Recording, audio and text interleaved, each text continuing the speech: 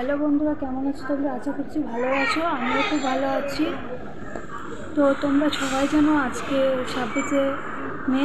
তো আজকে যে ঝড়টা আসার কথা ছিল সেটা আজকে নাকি হবে। তো খবরে দেখাচ্ছে নাকি রাতে হবে 11টা থেকে 1টার মধ্যে। তো জানি না তোমরা কে কে আমফান ঝড় দেখেছো। যেহেতু আমি দেখেছি নিজের চোখে, 2020 সালে যে ঝড়টা হয়েছিল সেটা আমি নিজের চোখে দেখেছি। তাই মানে সেই ঝড় দেখে খুব, সেই রাতটা আমাদের কাছে একটা ভয়ঙ্কর রাত ছিল। তো জানি না আজকে রাতে কী হবে। তো খবরে যা যা বলছে আমাদের এখানেও ঠিক তাই হচ্ছে। সকাল থেকে হালকা বাতাস ছিল, এখন আবার মানে যত সময় যাচ্ছে যেন বাতাসের মানে হাওয়ার গতিবেগ বাড়ছে। তো জানি না রাতে কী হবে। তো অনেক আতঙ্কে আছি, কারণ তখন একা ছিলাম, এখন আমার সাথে আমার ছেলেটাও রয়েছে। আর তোমরা জানো যে তোমাদের দাদাভাই বাইরে যাচ্ছে, তো আজকে ও বাইরে চলে যাচ্ছে। তো জানি না, আমি তো বলেছি যে ঝড় বাতাস কিছু হলে ট্রেনে থাকবে না, যদি ট্রেন কোথাও দাঁড়ায় তো নেমে যাওয়া। তো এখন আমাদের কি বলবো, ঠাকুরই ভরসা।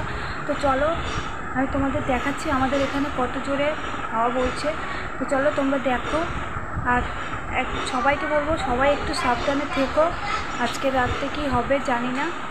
তো কাদের কাদের ওখানে ঝড় বাতাস হচ্ছে বা এখন হচ্ছে, আর কাদের ওখানে রুমাল ওই ঘূর্ণিঝড়টা হবে আমাকে একটু কমেন্ট করে বলো।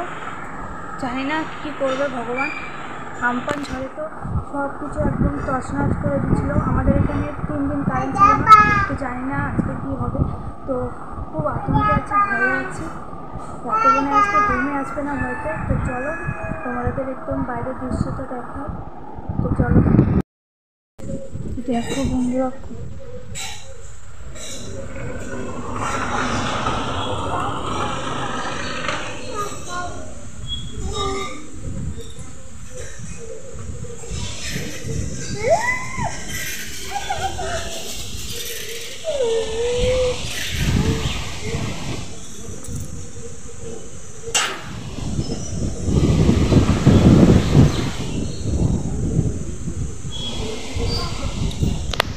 তো দেখো বন্ধুরা, হাওয়া এতটাই হচ্ছে, আমি ওই যে তোমাদেরকে দেখালাম আমার নাইটি ফাইটি উঠছে।